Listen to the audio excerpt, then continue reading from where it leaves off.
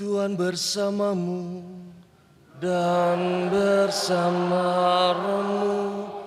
Inilah Injil suci menurut Lukas. Dimuliakan.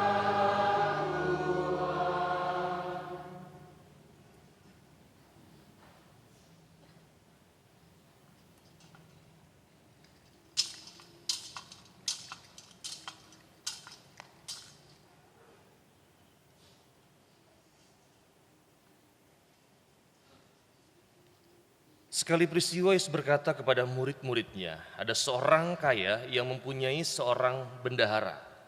Kepadanya disampaikan tuduhan bahwa bendahara itu menghamburkan miliknya. Lalu ia memanggil bendahara itu dan berkata kepadanya, "Apakah yang telah kudengar tentang engkau? Berilah pertanggungjawaban atas apa yang engkau kelola, sebab engkau tidak boleh lagi bekerja sebagai bendahara." Kata bendahara itu dalam hatinya, "Apakah yang harus aku lakukan? Tuanku memecat aku dari jabatanku sebagai bendahara. Mencangkul aku tidak kuat, mengemis aku malu. Aku tahu apa yang akan aku lakukan supaya apabila aku dipecat dari jabatanku sebagai bendahara, ada orang yang akan menampung aku di rumah mereka." Lalu bendahara itu memanggil satu demi satu orang yang berutang kepada tuannya. Katanya kepada yang pertama, "Berapakah utangmu kepada tuanku?" Jawab orang itu, 100 tempayan minyak. Lalu kata bendahara itu kepadanya, "Terimalah surat utangmu, duduklah dan tulislah segera 50 tempayan." Kemudian ia berkata kepada yang kedua, "Berapakah utangmu?" Jawab orang itu, 100 pikul gandum. Katanya kepada orang itu, "Terimalah surat utangmu dan tulislah 80 pikul." Bendahara yang tidak jujur itu dipuji oleh tuannya, karena ia telah bertindak dengan cerdik. Sebab anak-anak dunia ini lebih cerdik terhadap sesamanya daripada anak-anak cahaya. Aku berkata kepadamu, ikatlah persahabatan dengan mempergunakan mamon yang tidak jujur, supaya jika mamon itu tidak dapat menolong lagi, kamu diterima di dalam kemah abadi. Siapa saja yang setia dalam hal-hal kecil, ia setia juga dalam hal-hal besar.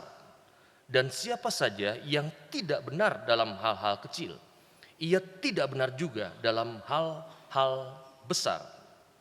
Jadi, jika kamu tidak setia dalam hal mamon yang tidak jujur, siapakah yang akan mempercayakan kepadamu harta yang sesungguhnya? Jika kamu tidak setia mengenai harta orang lain, siapakah yang akan memberikan hartamu sendiri kepadamu? Seorang hamba tidak dapat mengabdi kepada dua tuan. Karena jika demikian, ia akan membenci yang seorang dan mengasihi yang lain.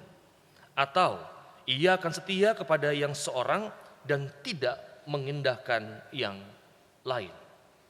Kamu tidak dapat mengabdi kepada Allah dan kepada Mamon. Demikianlah sabda Tuhan.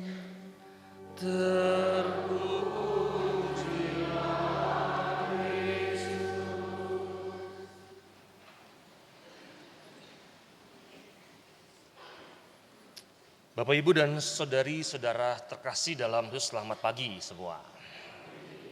Saya hari ini mau mengajak Anda merefleksikan tema ini dengan cukup mendalam.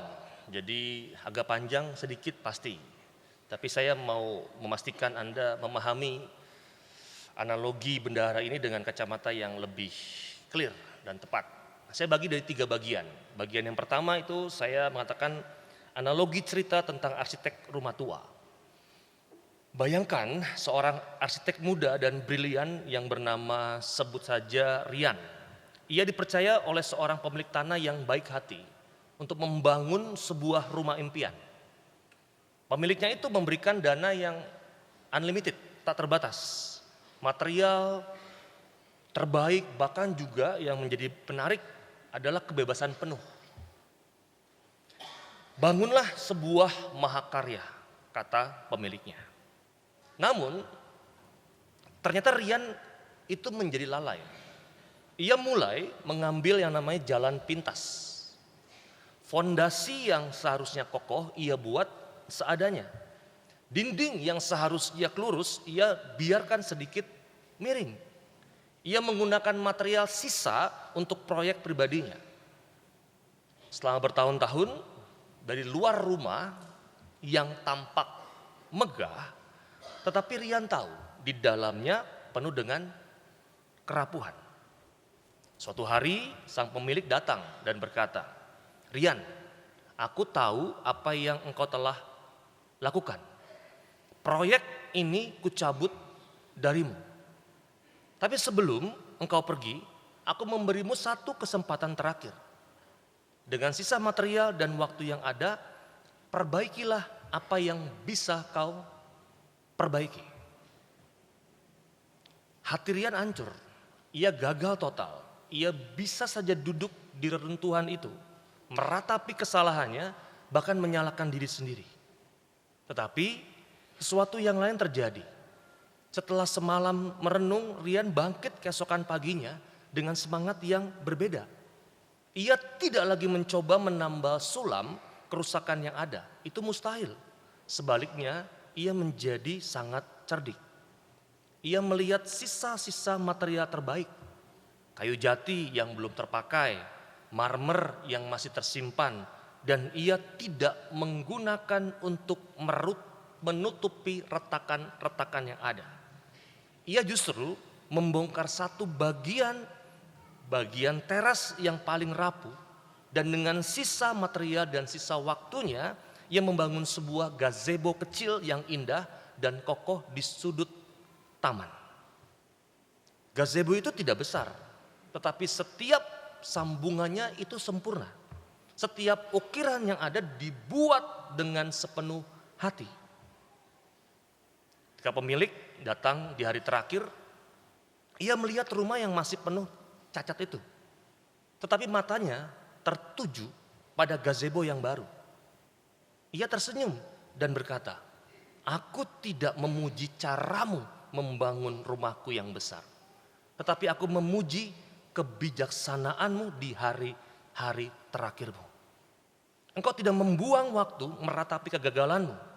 Engkau menggunakan apa yang tersisa untuk membangun sesuatu yang baru, sesuatu yang jujur dan bahkan indah.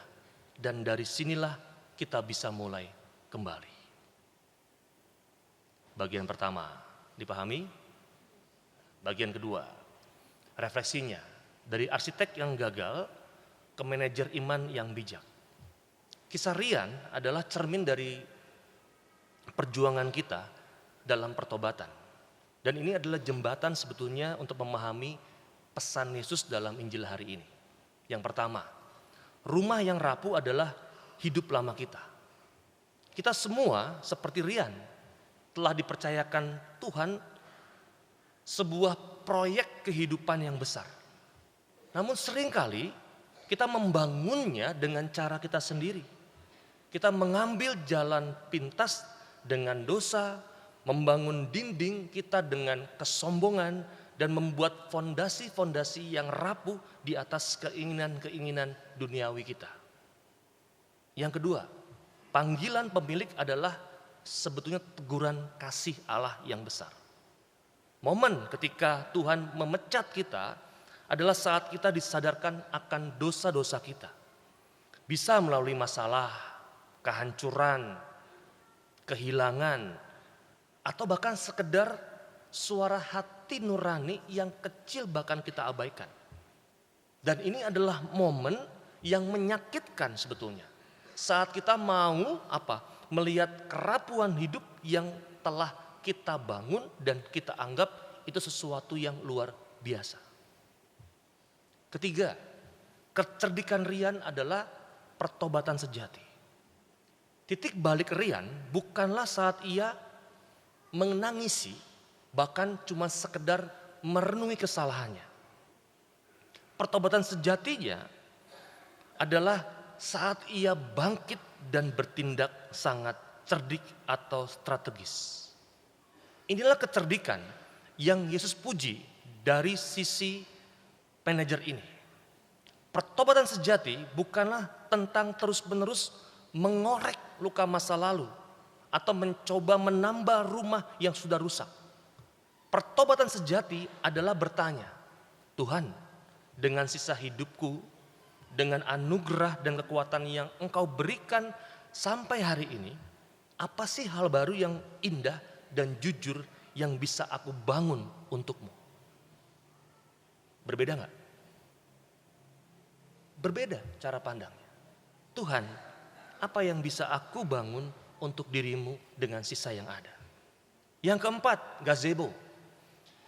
Gazebo itu adalah saya melukiskan sebagai kemenangan kecil tetapi penuh dengan kesetiaan. Rian tidak bisa memperbaiki seluruh rumah dalam satu malam. Ia fokus membangun satu hal kecil dengan sempurna. Ini paralel sebetulnya dengan nasihat Yesus di ayat 10. Barang siapa setia dalam perkara-perkara kecil, ia setia pula dengan perkara-perkara besar. Perjuangan kita, perjuanganmu mungkin terasa besar, tetapi Tuhan memanggilmu untuk setia pada satu proyek gazebo hari ini. Mungkin itu adalah komitmen untuk berdoa 10 menit tanpa gangguan. Mungkin itu adalah keputusan untuk jujur dalam setiap percakapan atau jujur dalam satu percakapan dengan orang yang kamu cintai. Dan kemenangan-kemenangan kecil inilah yang sebetulnya itu menjadi fondasi hidup kita yang baru. Bagian terakhir, sebetulnya adalah panggilan untuk membangun hidup baru untuk kita. Saudara-saudara yang terkasih, terlebih bagi Anda yang hatinya sedang berjuang untuk sampai kepada hal yang luar biasa yang Tuhan mau kehendaki. Mungkin Anda merasa seperti Rian yang duduk di tengah puing-puing kegagalan. Anda melihat kembali tahun-tahun yang telah kita buang. Bahkan keputusan-keputusan salah yang telah kita ambil. Bahkan luka-luka yang sudah Anda sebabkan. Dan suara penyesalan itu kian lama kok semakin begitu keras. Dengarkan pesan Injil hari ini. Tuhan tidak memintamu untuk menjadi arkeolog atas dosa-dosamu, terus-menerus menggali reruntuhan masa lalu. Tetapi Dia memanggil kita untuk menjadi arsitek bagi masa depan kita. Dimulai kapan? Dimulai dari hari ini. Maka kisah bendahara yang tidak jujur atau manajer yang tidak jujur ini bukanlah tentang meniru kecurangannya, tetapi meniru urgensi dan fokusnya. Ia sadar waktunya sempit dan ia harus bertindak sekarang untuk masa depannya. Dan itu juga dengan kita hari ini. Anugerah Tuhan hari ini adalah sisa material dan sisa waktu yang Ia berikan. Jangan sia-siakan yuk untuk meratapi apa yang sudah hancur. Gunakan modal yang Tuhan berikan hari ini dengan cerdik. Pertama, gunakan modal pengampunan Tuhan. Berhenti mencoba membayar utang dosa yang telah lunas dibayar Kristus. Tapi terimalah itu dan mulailah membangun di atas tanah yang sudah dibersihkan. Kedua, gunakan modal sabda Tuhan. Jadikan itu sebagai cetak brilu atau blueprint untuk membangun gazebo kesetiaanmu hari ini. Satu ayat yang kau renungkan dan lakukan jauh lebih berharga daripada 1000 penyesalan. 3, gunakan modal komunitas kita, komunitas Allah yang telah kita berikan. Jangan membangun sendirian yuk. Libatkan saudari-saudara seiman yang bisa menguatkanmu. Sama seperti Rian yang mungkin butuh tukang kayu lain untuk membantunya. Akhirnya, pertobatan bukanlah sebuah peristiwa sesaat, melainkan sebuah proyek pembangunan seumur hidup kita. Akan ada hari-hari di mana Anda merasa lelah, di mana debu dari rumah tua masih menempel di baju kita. Namun, tetaplah fokus pada gazebo kecil yang sedang Anda bangun hari ini dengan setia. Sebab Tuhan kita, sang pemilik kehidupan adalah Bapa yang penuh kasih. Ia melihat hatimu yang berjuang. Ia menghargai setiap usaha kecilmu untuk membangun kejujuran dan kekudusan. Dan pada akhirnya, ia tidak akan menilaimu dari besarnya reruntuhan masa lalumu. Tetapi dari keindahan dan ketulusan karya baru yang kau bangun bersamanya dimulai hari ini. Maka mari, yuk kita menjadi manajer yang baik, yang tidak lagi menyia-nyiakan anugerah, tetapi menginvestasikannya untuk sebuah mahakarya kekal bagi kemuliaan Tuhan yang lebih besar. Et maiorem Dei gloria. Titik. Dipahami? Saya tutup dengan sebuah lagu boleh? Nanti kalau yang marah boleh keluar ya, kalau nggak suka ya.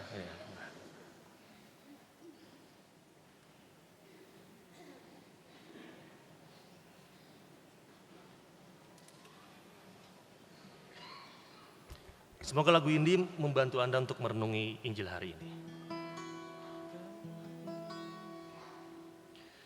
Kasih yang sempurna telah ku terima darimu,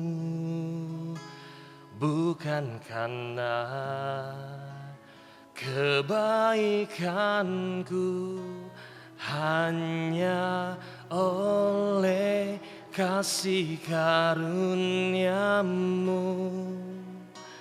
Kau pulihkan aku, layakkanku untuk dapat memanggilmu Bapa. Kau yang ku pinta saat ku mencari, ku mendapatkan. Ku ketuk pintumu dan kau bukakan, sebab kau Bapakku, Bapa yang kekal. Takkan kau biarkan aku melangkah hanya sendirian. Kau selalu ada bagiku, sebab kau Bapakku, Bapa yang kekal. Kau yang ku pinta saat ku mencari, ku mendapatkan. Ku ketuk pintumu dan kau bukakan, sebab kau Bapakku, Bapa yang kekal. Takkan kau biarkan aku melangkah hanya sendirian.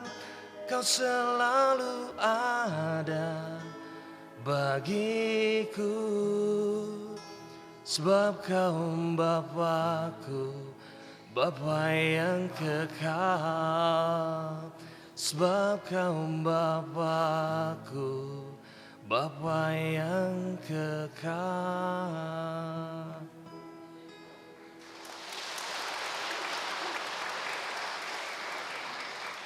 Kita mohon rahmat Tuhan hari ini. Kalau Anda yang nggak memahami khotbahnya, pahami saja lagunya. Dia. Semoga hari ini menjadi hari yang baik untuk kita untuk menjadi pribadi yang lebih baik dari hari ke hari. Maka mari kita hening sejenak.